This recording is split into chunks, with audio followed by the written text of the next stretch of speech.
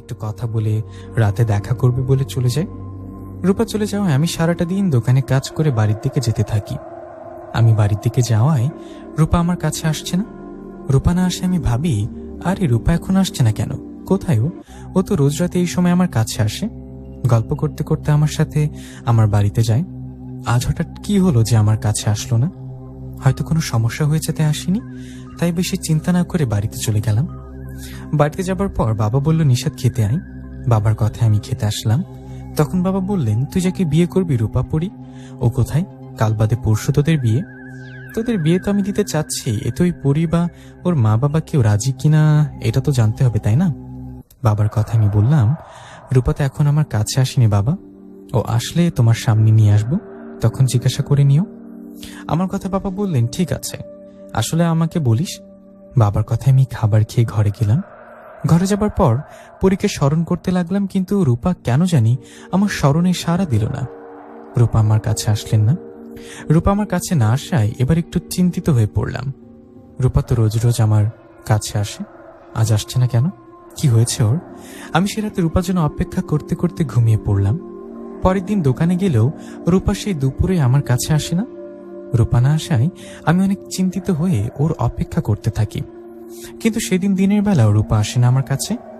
আমার তো আর অন্য কোনো জিনপরির সাথে পরিচয় নেই যার মাধ্যমে রূপার খোঁজ নেব। দিনটা কেটে গিয়ে রাত আসলো।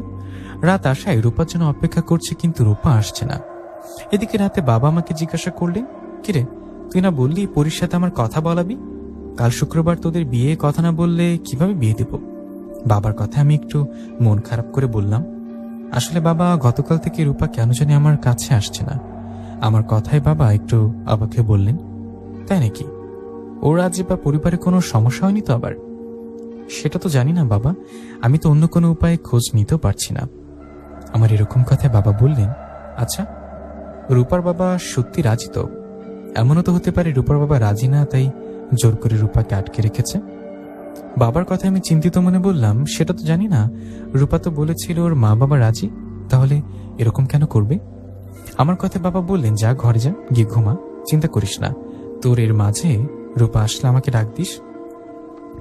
বাবার কথায় ঘরে গিয়ে শুয়ে চিন্তা করতে লাগলাম, এসব কি হচ্ছে? কাল রূপার সাথে বিয়ে, আর তার আগে ওর খোঁজ নেই।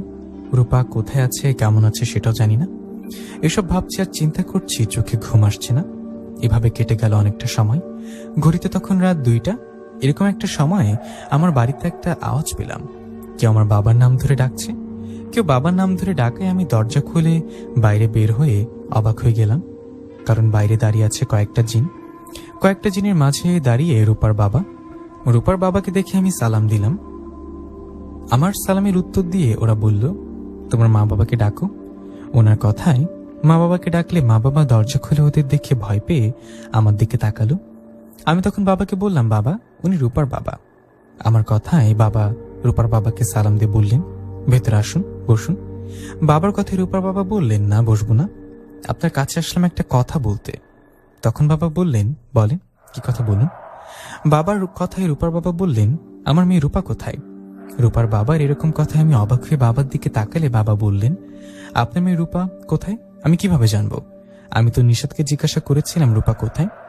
রূপা নাকি 2 দিন ধরে আসছে না। বাবার কথা শেষ না হতেই আমি রূপার বাবাকে উদ্দেশ্য করে বললাম, হ্যাঁ বাবা ঠিক বলেছে, রূপা কেন জানি 2 দিন ধরে আমার কাছে আসছে না। আমি অনেক স্মরণ করেছি রূপাকে। আচ্ছা রূপা কোথায়, আমার কাছে আসছে না কেন?